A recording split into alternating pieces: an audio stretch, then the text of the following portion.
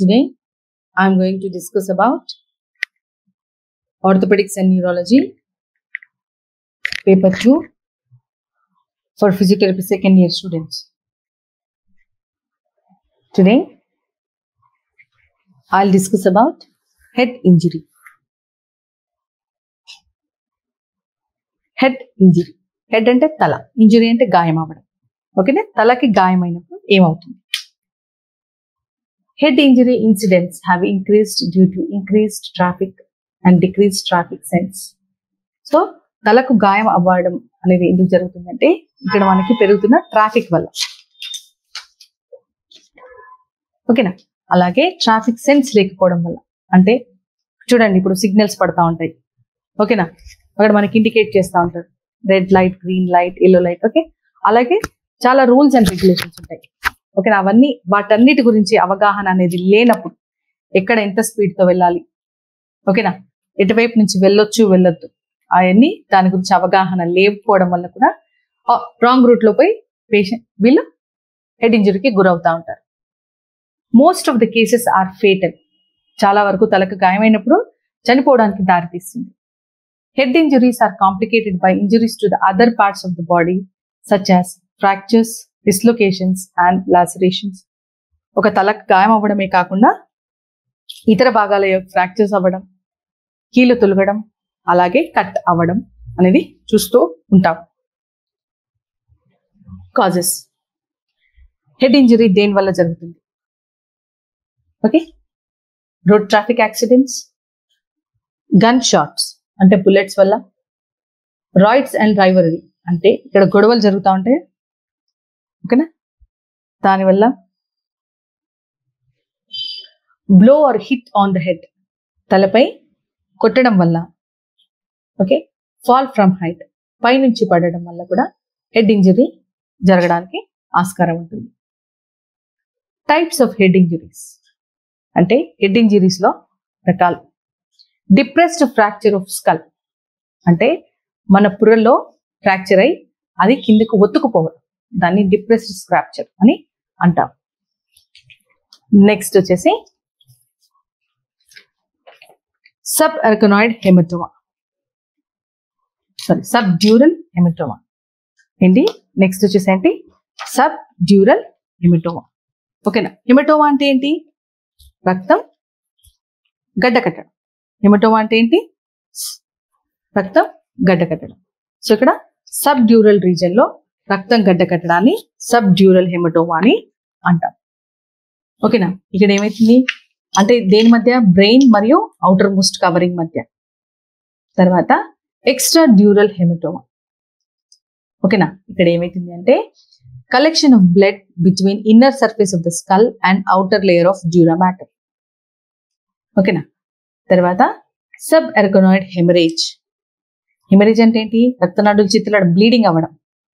అంటే ఇక్కడ ఏమైతుంది? ఇక్కడ bleeding in space between brain and the tissues covering the brain. ఓకేనా? Next contusion.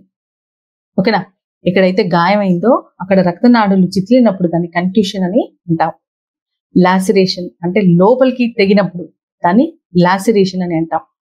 తర్వాత కన్క్యూషన్ ఏంటంటే ఇది టెంపరరీ లాస్ అన్కాన్షియస్నెస్ ని కన్ఫ్యూషన్ అని అంటాం. Clinical features. హెడ్ ఇంజురీ అయినప్పుడు ఇలాంటి లక్షణాలను మనం చూస్తాం. Alterations in the autonomic nervous system which leads to change in the blood pressure, pulse, respiratory rate, sweating, saliva and lacrimation. Okay, ఇక్కడ ఏమంటున్నాడంటే ఆటోనామిక్ నర్వస్ సిస్టమ్ విధించే విధుల్లో మార్పులు రావడం. ఓకేనా? ఇదేంటి? మన ఆధీనంలో ఉండదు. ఇది ఆటోనామిక్ నర్వస్ సిస్టమ్ అనేది మన ఆధీనంలో ఉండదు. ఓకేనా? ఆటోనామిక్ నర్వస్ సిస్టమ్ లో ఇంకా రెండు ఏంటి డివిజన్స్? Sympathetic, parasympathetic. ఓకేనా? దానివల్ల ఏమవుతుందంటే ఇక్కడ బ్లడ్ ప్రెషర్ లో మార్పు రావడం, ఓకేనా, పల్స్ లో మార్పు రావడం, రెస్పిరేటరీ రేట్ అంటే శ్వాస తీసుకోవడంలో తేడా ఉండటం, స్వెట్టింగ్ అంటే చెమటలు పట్టకపోవడం, ఓకే, సలైవేషన్ అంటే లాలాజలం ఊరకపోవడం, లాక్రిమేషన్ అంటే కళ్ళలో నుంచి నీళ్ళకి సంబంధించి ఇవన్నిట్లో కూడా మార్పు వస్తుంది. ఐదర్ పెరగనైనా పెరుగుతాయి లేదా తగ్గడమైనా జరుగుతుంది. పేషెంట్ కోమాలోకి వెళ్ళిపోవచ్చు. ఓకే, మనం ఆల్రెడీ ఇంతకుముందు చదువుకున్నాం కోమాలోకి వెళ్తే ఏమవుతుందో. కోమాని ఎలా నిర్ధారించాలి? ఎలా నిర్ధారిస్తాం మనం కోమాని? ఎలా నిర్ధారించాలి? డయాగ్నోసిస్ ఎలా? Glasgow coma scale. అక్కడ ఏం తీసుకుంటున్నాం ముఖ్యంగా? Best I response, best motor response, best verbal response. ఇవన్నీ తీసుకొని పేషెంట్ యొక్క స్కోర్ కనుక 8 లేదా దానికంటే తక్కువ ఉన్నట్లయితే పేషెంట్ కోమాలో ఉన్నట్టు నిర్ధారించుకుంటాం. తర్వాత స్టూపర్ అంటే loss of consciousness, loss of coordination అంటే ఇక్కడ పేషెంట్ సమతుల్యతని మరియు స్థిరత్వాన్ని కోల్పోవడం. లాస్ ఆఫ్ కోఆర్డినేషన్ అంటే నాడీ మరియు కండర వ్యవస్థ యొక్క సమన్వయాన్ని కోల్పోవడం. Okay, loss of balance and equilibrium అంటే సమతుల్యత మరియు స్థిరత్వాన్ని కోల్పోవడం. లాస్ ఆఫ్ స్పెన్సేషన్ అంటే స్పర్శ కోల్పోవడం. ఎఫేసియా ఆర్ డిసార్థియా, డిస్ఫేజియా. ఓకేనా, అంటే డిస్ఫేజియా అంటే ఏంటి? మింగలేకపోవడం. ఓకే, డిస్ఆర్థియా అంటే ఏంటి? సరిగ్గా మాట్లాడలేకపోవడం. ఎఫేసియా అంటే అసలే మాట్లాడలేకపోవడం. ఓకే, పర్సెప్షన్ లో లోపాలు, ప్రత్యక్షంలో లోపాలు. ఓకే, అంటే సగగా గ్రహించలేకపోవడం. Loss of higher functions. ఓకేనా, మన పెద్ద బ్రెయిన్ యొక్క ముఖ్య విధులైనటువంటి మెమరీ అంటే జ్ఞాపక శక్తి, ఇంటెలిజెన్స్ అంటే తెలివి, కాన్షియస్నెస్ అంటే మేల్కొండడం, బిహేవియర్ అంటే ప్రవర్తన, ఓరియంటేషన్ అంటే ఎట్లా చెప్పాలి? ఓరియంటేషన్ అంటే సరిగ్గా అర్థం చేసుకోవడం. ఓకేనా, orientation according to time, place and person అంటాం. అంటే ఇప్పుడు టైం ఇంత అయింది అంటే కరెక్ట్గా చెప్పగలగడం. అండ్ స్పీచ్ అంటే మాట్లాడడం అనేది తగ్గిపోతాయి, కోల్పోతాం వాటిని. క్రేనియల్ నర్వ్ డిస్ఫంక్షన్ అంటే ఇక్కడ మన క్రేనియల్ నర్వ్స్ ఏవైతే ఉన్నాయో అంటే కపాల నాడులు ఏవైతే ఉన్నాయో వాటి యొక్క పని అవి సరిగా విధించలేకపోవడం. హెడ్ ఇంజరీ ఇన్వెస్టిగేషన్స్ కనుక మనం తీసుకుంటున్నట్లయితే routine blood examination, CT and MRI scan, అలాగే ఎక్స్రే తీసి మనం నిర్ధారించుకుంటాం పేషెంట్కి హెడ్ ఇంజరీ అయింది. ఫిజియోథెరపీ మేనేజ్మెంట్ అక్యూట్ కేసెస్లో అంటే అప్పుడే హెడ్ ఇంజరీ అయి పేషెంట్ అన్కాన్షియస్ స్టేజ్లో ఉన్నప్పుడు ఏ రకమైన ఫిజియోథెరపీ మేనేజ్మెంట్ ఇవ్వాలి? To stimulate the arousal response in patient, to maintain mobility at all joints, to maintain good bronchial hygiene, to prevent pressure sores. చూడండి, ఈ హెడ్ ఇంజరీ అనేది ఆర్థోపెడిక్స్ అండ్ న్యూరాలజీలో లాస్ట్ టాపిక్. ఓకేనా, ఇప్పుడు మీ ఎయిమ్స్ అంతా ఇవన్నీ చూస్తుంటే ఈ అన్ని ఎయిమ్స్ ఒకటి కాకపోతే ఒకటి, ఒక లెసన్ లో కాకపోతే ఒకటి మీరు ఆల్రెడీ చదువుకొని ఉన్నారు. ఓకేనా, అంటే ఈజీగా మీరు వీటి ప్లాన్స్ రాసేయచ్చు. ఓకేనా, ఫస్ట్ వన్ ఏంటి? To stimulate the arousal effect response in the patient. Okay, అంటే పేషెంట్ మెలకువగా ఉండే రెస్పాన్స్లను పెంపొందించడం. Okay, to maintain mobility at all joints, కీళ్ళలోని కదలికలను నిలుపుకోగలగడం. To maintain good bronchial hygiene అంటే ఊపిరితిత్తులలో ద్రవాలు జమ కాకుండా చూసుకోవడం. To prevent pressure sores. Okay, అంటే ప్రెషర్ సోర్స్ ని అరికట్టడం, బెడ్ సోర్స్ ని అరికట్టడం.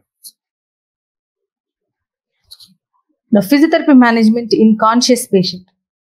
ఓకే, అంటే పేషెంట్ కాన్షియస్నెస్ వచ్చిన తర్వాత అంటే మేల్కు వచ్చిన తర్వాత ఓకేనా అప్పుడు ఏ విధమైన ఫిజియోథెరపీ ట్రీట్మెంట్ ఇస్తారు? అందులో ముఖ్యంగా లక్ష్యాలు: to provide psychological support to the patient, to maintain flexibility of joints and muscles, to normalise the tone, to train for balance and equilibrium, to enhance motor training, to improve overall functional capabilities. ఇక్కడ ఏంటి అంటే to provide psychological support to the patient అంటే పేషెంట్కి మానసిక ధైర్యం చెప్పడం.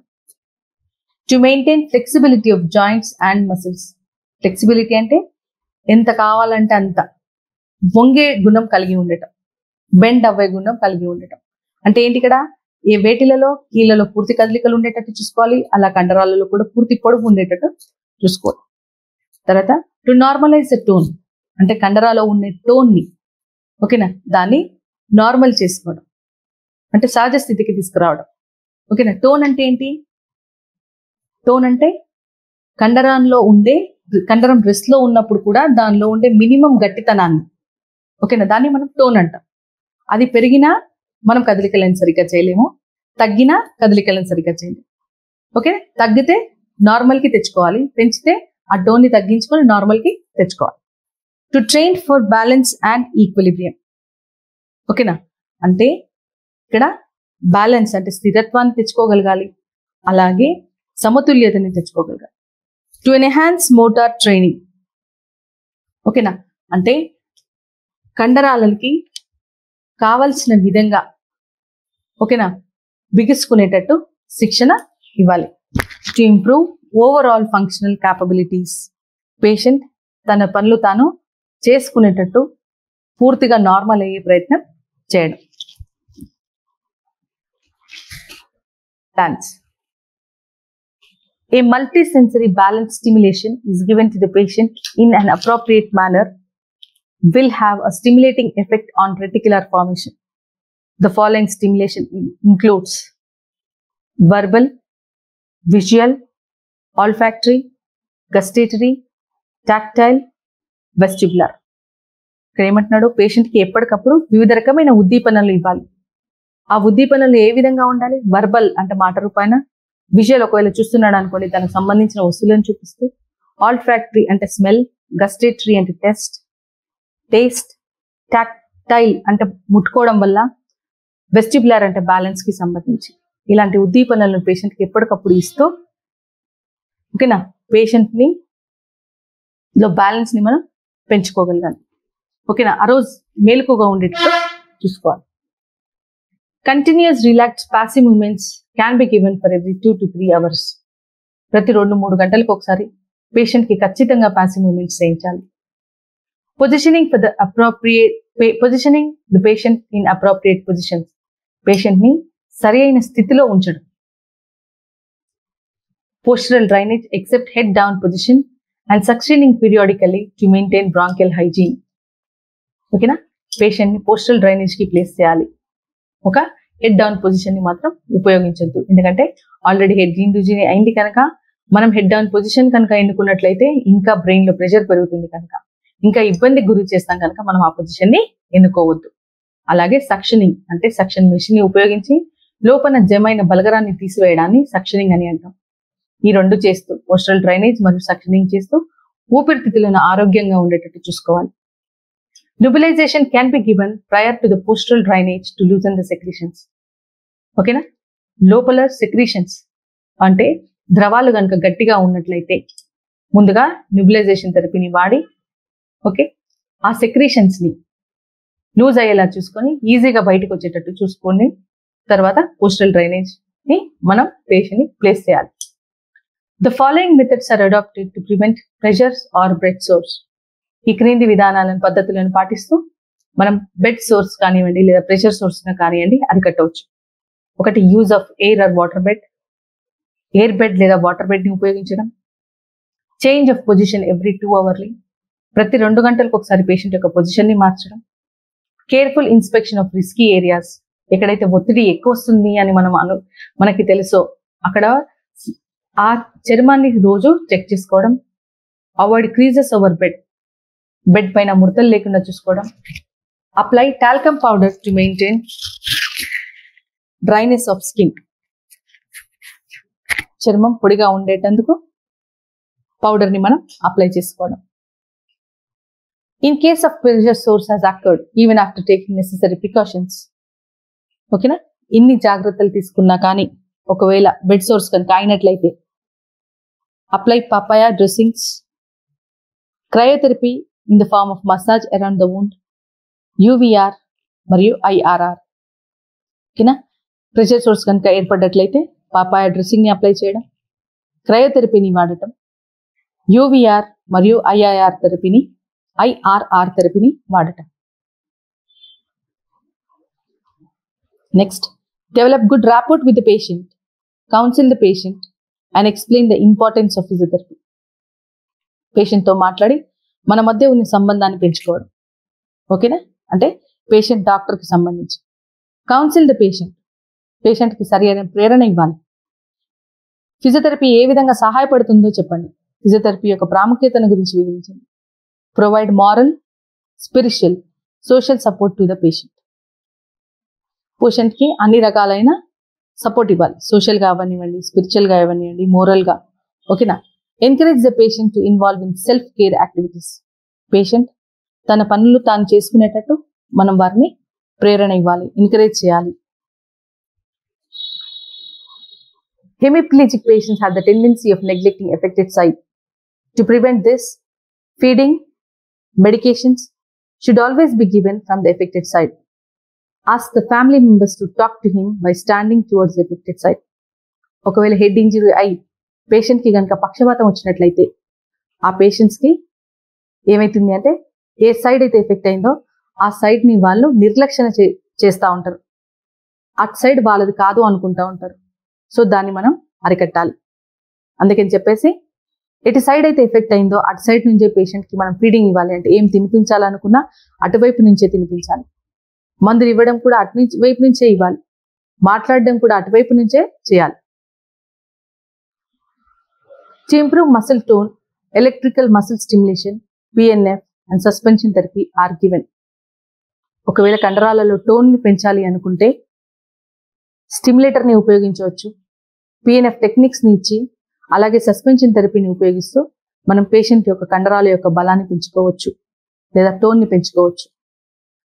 Normalising the tone can be done by prolonged icing for 15 to 20 minutes, sustained stretching for 15 to 20 minutes, manually and later by splinting, biofeedback and PNF.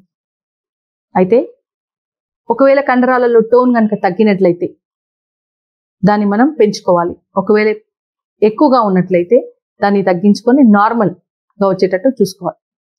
నార్మల్గా రావడానికి prolonged icing, చాలాసేపటి వరకు ఐస్ని ఉపయోగించడం. ఇక్కడ ఐస్ టవల్ మెథడ్ని వాడాలి ఫర్ 15 to 20 minutes. అలాగే sustained stretching అంటే చాలా సేపు వరకు స్ట్రెచ్చింగ్ ఇవ్వాలి. స్ట్రెచ్చింగ్ అంటే సాగదీయడం. స్ప్లింట్లను వాడాలి. ఓకే, బయో ఫీడ్బ్యాక్ని ఉపయోగించాలి. అంతేకాకుండా ప్రాప్రియోసెప్టివ్ న్యూరోమస్కులర్ ఫెసిలిటేషన్ టెక్నిక్స్ని ఇక్కడ వాడాలి. చూడండి, ఇవన్నీ కూడా మీరు ఆల్రెడీ ఫస్ట్ ఇయర్ నేర్చుకున్నారు. ఇప్పటివరకు కూడా ప్రతి లెసన్లో ఇవన్నిటి గురించి వినుకుంటూ వస్తున్నారు. ఓకేనా? తర్వాత various strengthening techniques are employed to improve strength.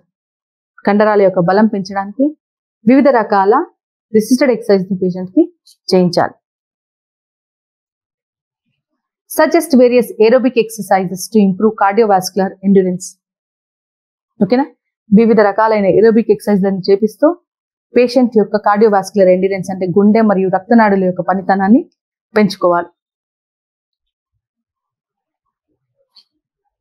To prevent contractures and deformities, proper positioning of limbs, using of splints, doing passive movements and stretching are necessary. ఇక్కడ కాంట్రాక్చర్స్ అంటే కండరాలు ముడుచుకోవడం మరియు వైకల్యాలను అరికట్టడానికి కాళ్ళను చేతులను సరిగ్గా పొజిషన్ చేయాలి. స్ప్లింట్లను ఉపయోగించుకోవచ్చు. అలాగే పాసివ్ మూమెంట్స్ని చేయిస్తూ రెగ్యులర్గా స్ట్రెచింగ్ చేస్తూ వాటిని మనం అరికట్టుకోవాలి. To prevent patterns to set in positioning of the affected site is important. The positioning can be made with the help of sand bags and pillows. ఓకేనా? అయితే ప్యాటర్న్ అంటే ఏమని చెప్పినాను? ఒక్క యాక్టివిటీనే కాకుండా గ్రూప్ ఆఫ్ యాక్టివిటీస్ ఒకటేసారి చేయడాన్ని ప్యాటర్న్ అంటాం. ఓకే, అయితే ఇక్కడ మీరు ఆల్రెడీ మనం ఫస్ట్ లెసన్లో నేర్చుకున్నాం. సెరిబ్రల్ స్ట్రోక్లో నేర్చుకున్నాం మనం. ఏంటది? Synergy patterns. Okay, flexion synergy, extension synergy, అవునా? సో అవి వాటిని ఆ ప్యాటర్న్స్ రాకుండా మనం చూసుకోవాలి. ఓకే, ఆ ప్యాటర్న్స్ రాకుండా మనం చూసుకోవాలి అంటే పేషెంట్ని సరిగ్గా పొజిషన్ చేయాలి. ఏ విధంగా పేషెంట్ని పొజిషన్ చేయాలి అంటే సుపైన్ పొజిషన్లో పడుకోబెడితే షోల్డర్ని ప్రొట్రాక్షన్లో ఉంచాలి. ఓకే, అబ్డక్షన్లో ఉంచాలి షోల్డర్ జాయింట్ని. ఎక్స్టర్నల్ రొటేషన్లో చేయిని పెట్టాలి. ఎల్బో ఎక్స్టెన్షన్లో, ఫోర్ ఆర్మ్ సుపైనేషన్లో, బ్రిస్ట్ ఇంకా ఫింగర్స్ని ఫ్లెక్షన్లో ఉంచాలి. ఈ విధంగా పేషెంట్ని ప్లేస్ చేసి మనం ప్యాటర్న్స్ని అవాయిడ్ చేయొచ్చు. Most of the hemiplegic patients may be train to accomplish functional task without supportive devices. However, based on the patient's motor status, he may be given certain orthotic splints. చాలా వరకు ఈ hemiplegic పేషెంట్స్లో ఎలాంటి supportive devices అవసరం లేకుండానే patient తన విధులు తాను చేసుకునేటట్టు మనం చూసుకోవచ్చు. ఒకవేళ పేషెంట్ యొక్క మోటార్ స్టాటస్ బట్టి, అంటే కండరాల యొక్క పనితనాన్ని బట్టి మనం ఏమన్నా ఇవ్వాలి అనుకుంటే కనుక HKFO ఇవ్వచ్చు. కానీ చాలా వరకు ఏం అవసరం పడదు. ఓకేనా, పేషెంట్కి ప్రాక్టీస్ చేపిస్తూ ఉంటే ఆటోమేటిక్గా పేషెంట్ ఎలాంటి ఆర్థోటిక్ స్ప్లిన్స్ అవసరం లేకుండా నడుస్తూ ఉంటాడు, ఒక వాకర్ లేదా స్టిక్ని యూజ్ చేసి.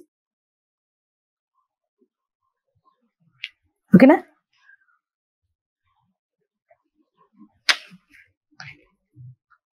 రైట్. అలాగే పేషెంట్ కనుక మెలకుగా ఉన్నట్లయితే, కోమాలో లేకుండా ఉన్నట్లయితే పేషెంట్తో డీప్ బ్రీదింగ్ ఎక్సర్సైజ్ని చేయించాలి. ఇన్సెంటివ్ స్పైరోమీటర్ని చేయించి పేషెంట్ యొక్క వెంటిలేటర్ కెపాసిటీని మనం పెంచుకోగలగాలి. ఓకే, అంతేకాకుండా వీలైన ఏరోబిక్ ఎక్సర్సైజ్లను చేయిస్తూ కార్డియోవాస్కులర్ ఎండ్యూరెన్స్ని పెంచాలి. రైట్, అంటే కార్డియోవాస్కులర్ ఎండ్యూరెన్స్ అంటే గుండె యొక్క పనితనం, బ్యాలెన్స్ మరియు ఈక్విలిబ్రియంలను చేయిస్తూ ఎక్సర్సైజ్లను చేస్తూ బ్యాలెన్స్ మరియు ఈక్విలిబ్రియంని పెంచుకోవాలి. ఓకేనా, బ్యాలెన్సింగ్ బోర్డ్ యూజ్ చేస్తూ, ఓకే, అలాగే ఈక్విలిబ్రియం ఎక్సర్సైజ్ చేస్తూ, అంటే ఒక లైన్ గీసి దానిపైన నడవడం, టాండమ్ వాకింగ్, సర్కిల్ గీసి దానిపైన నడవడం. ఓకేనా, అలాగే ఒక లైన్ గీసి సైడ్ నుంచి నడవడం అని చెప్పడం, అట్లా ఈక్విలిబ్రియం ఎక్సర్సైజ్లను చేయించాలి. ఓకే, సో ఇది హెడ్ ఇంజరీ యొక్క ఫిజియోథెరపీ మేనేజ్మెంట్. ఇప్పుడు మనం ఒకసారి క్విక్గా మళ్ళీ ఒకసారి చూసుకుందాం దీని గురించి. కాన్ఫిడెన్స్లో to provide psychological support to the patient, to maintain flexibility of joints and muscles, to normalise the tone, to train for balance and equilibrium, to enhance motor training, to improve overall functional capabilities. ఓకేనా, పేషెంట్కి psychological support ఇవ్వడం, కీళ్ళలో మరి కండరాలలో ఫ్లెక్సిబిలిటీని పెంచుకోవడం, అంటే అవి ఎంత ప్రాపర్గా వీలైతే అంత ప్రాపర్గా మనము అవి వంగేట్టు చూసుకోవడం, టోన్ని నార్మల్ చేసుకోవడం,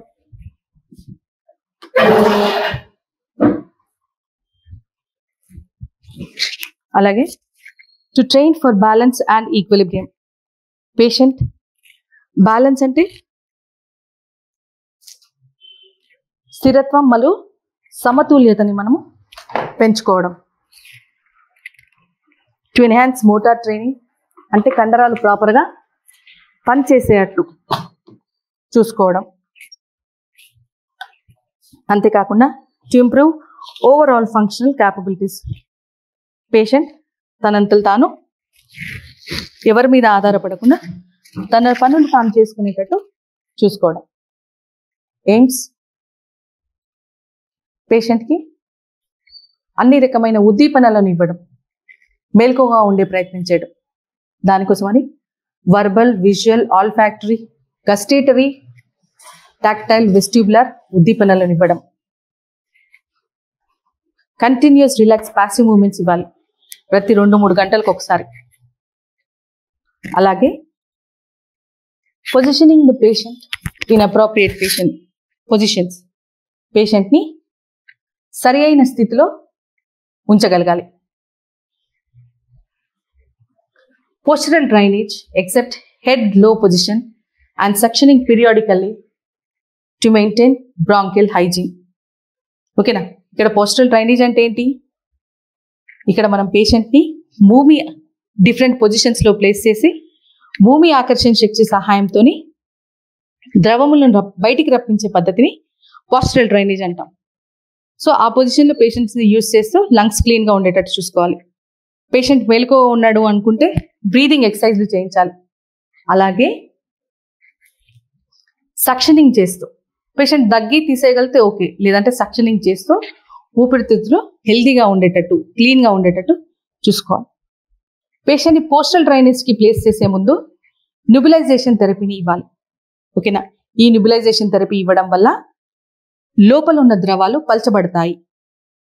అలాగే ప్రెషర్ సోర్స్ మరియు బ్లడ్ సోర్స్ని అరికట్టడానికి వాటర్ లేదా ఎయిర్ బెడ్ని ఉపయోగించడం, పేషెంట్ యొక్క పొజిషన్ని ప్రతి 2 గంటలకు ఒకసారి మార్చడం, careful inspection of risky areas అంటే పుండ్లు అవ్వడానికి ఆస్కారం ఉన్న ప్లేసెస్ ఏవైతే ఉంటాయో వాటిని డైలీ చెక్ చేసుకోవడం, మంచం పైన ఎలాంటి ముడతలు లేకుండా చూసుకోవడం, చర్మం డ్రైగా ఉండడానికి అని చెప్పేసి పౌడర్ని అప్లై చేయడం.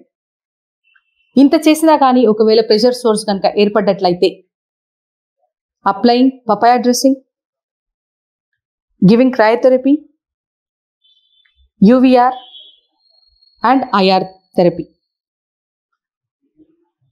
పేషెంట్తో బాగా మాట్లాడి ఫిజియోథెరపీ యొక్క ఇంపార్టెన్స్ గురించి, దాని ప్రాముఖ్యతను గురించి తెలియచేయాలి. పేషెంట్కి మారల్, స్పిరిచువల్, సోషల్ సపోర్ట్ ఇవ్వాలి. పేషెంట్ని తన పనులు తాను చేసుకునేటట్టు ఎంకరేజ్ చేయాలి, ప్రోత్సహించాలి. ఒకవేళ హెడ్ ఇంజరీ వల్ల కనుక పేషెంట్కి స్ట్రోక్ వస్తే లేదా హెమిప్లీజియా కనుక వచ్చినట్లయితే ఆ పేషెంట్ తన ఎఫెక్ట్ అయిన సైట్ని నిర్లక్ష్యం చేయడం అనేది జరుగుతుంది. అందుకని చెప్పేసి మనం అటువైపు నుంచే పేషెంట్కి ఆహారం తినిపించమని చెప్పాలి. మందులు ఇస్తున్నప్పుడు కూడా అటువైపు నుంచి ఇవ్వమని చెప్పాలి. మాట్లాడుతున్నప్పుడు కూడా ఎఫెక్టెడ్ సైట్ వైపు నుంచోనే మాట్లాడమని చెప్పాలి. కండరాల యొక్క టోన్ పెంచుకోవడానికి ఎలక్ట్రికల్ స్టిమ్యులేషన్ ని ఉపయోగించవచ్చు. పిఎన్ఎఫ్ టెక్నిక్స్ ని చేయాలి. అలాగే సస్పెన్షన్ థెరపీని కూడా చేయొచ్చు. కండరాల యొక్క టోన్ నార్మల్ చేయడానికి ఎక్కువగా ఉన్నట్లయితే కండరాల యొక్క టోన్ నార్మల్ చేయడానికి ఐసింగ్ మెథడ్, ప్రొలాంగ్డ్ ఐసింగ్ అంటే చాలా సేపటి వరకు ఐస్ని ఉపయోగించాలి, 15 నుంచి 20 నిమిషాల పాటు. అలాగే సస్టైన్ స్ట్రెచింగ్ అంటే చాలా సేపటి వరకు స్ట్రెచింగ్ ఇవ్వాలి. అంటే స్ట్రెచింగ్ అంటే సాగదీయడం, అది కూడా 15 to 20 minutes వరకు. స్ప్లింట్లను ఉపయోగిస్తూ బయోఫీడ్బ్యాక్ పద్ధతి ద్వారా, పిఎన్ఎఫ్ ద్వారా కూడా మనం టోన్ని నార్మల్ చేసుకోవచ్చు. Various strengthening techniques are employed to improve strength. కండరాలను బలపరచడానికి వివిధ రకాలైన రెసిస్టెడ్ ఎక్సర్సైజ్లను లేదా స్ట్రెంథనింగ్ టెక్నిక్స్ ని వాడాలి. ఏరోబిక్ ఎక్సర్సైజ్లను చేపిస్తూ పేషెంట్ యొక్క కార్డియోవాస్కులర్ ఎండ్యూరెన్స్ ని పెంచాలి. అంటే గుండె మరియు రక్తనాళాల యొక్క పనితనాన్ని పెంచుకోవాలి. కాంట్రాక్చర్స్ ని మరియు డిఫార్మిటీస్ ని అరికట్టడానికి కాళ్ళని, చేతులని సరిగ్గా పొజిషన్ చేస్తూ, స్ప్లింట్లను వాడుతూ, పాసివ్ మూమెంట్స్ ని చేస్తూ, అలాగే స్ట్రెచింగ్ ఎక్సర్సైజ్లను చేస్తూ వాటిని అరికట్టవచ్చు. ప్యాటర్న్లను అరికట్టడానికి సినర్జీ ప్యాటర్న్స్, వాటిని అరికట్టడానికి, వాటి రాకుండా చూడడానికి పేషెంట్ని సరిగ్గా పొజిషన్ చేయాలి. ఆ పొజిషన్స్ని శాండ్ బ్యాగ్స్ మరియు పిల్లోస్ ద్వారా మెయింటైన్ చేయాలి. సో పేషెంట్ని ఈ విధంగా మనం పొజిషన్ చేసుకోవచ్చు ప్యాటర్న్ రాకుండా చూసుకోవడానికి అని చెప్పి. సుపైన్ పొజిషన్లో పేషెంట్ని పడుకోబెట్టి షోల్డర్ని ప్రొట్రాక్షన్లో, అబ్డక్షన్లో, ఎక్స్టర్నల్ రొటేషన్లో ఉంచాలి. ఎల్బో జాయింట్ని ఎక్స్టెన్షన్లో ఉంచాలి. ఫోర్ ఆర్మ్ని సుపైనేషన్లో ఉంచాలి. రిస్ట్ మరియు ఫింగర్స్ని ఫ్లెక్షన్లో ఉంచాలి. ఇక్కడ డౌట్ వస్తుండొచ్చు, రిస్ట్ మరియు ఫింగర్స్ని ఫ్లెక్స్లో ఎట్లా పెట్టి ఉంచాలి అని. ఓకేనా? ఒక చిన్న బాల్ లాంటిది పెట్టండి, వంచి ఒక పైనుంచి ఒక టవలో ఏదో ఒకటి రోల్ చేసి పెట్టండి. Most of the hemiplegic patients may be train to accomplish functional task without supportive device. చాలా వరకు ఎలాంటి పరికరాలు అవసరం లేకుండానే హెమిప్లీజిక్ పేషెంట్స్ నడుస్తూ ఉంటారు. ఒకవేళ నడవలేని పరిస్థితి ఉన్నట్లయితే పేషెంట్కి ఆర్థోపెడిక్ స్ప్లింట్స్లను ఉపయోగిస్తూ పేషెంట్ని నడిపించవచ్చు. ఓకేనా? ఈ విధంగా హెడ్ ఇంజురీ అయిన పేషెంట్స్కి కావాల్సిన ట్రీట్మెంట్ని ఇవ్వడం అనేది జరుగుతుంది. సో ఇక్కడ మీకు హెడ్ ఇంజురీని గురించి వివరించండి అని క్వశ్చన్ రావచ్చు. అప్పుడు మీరు హెడ్ ఇంజురీ ఎందుకు అవుతుంది, అంటే ఏంటి, ఎందుకు అవుతుంది, ఎలాంటి లక్షణాలను చూస్తారు, దానిలో ఫిజియోథెరపీ ట్రీట్మెంట్ అనేది రాయాల్సి ఉంటుంది. Okay, thank you students.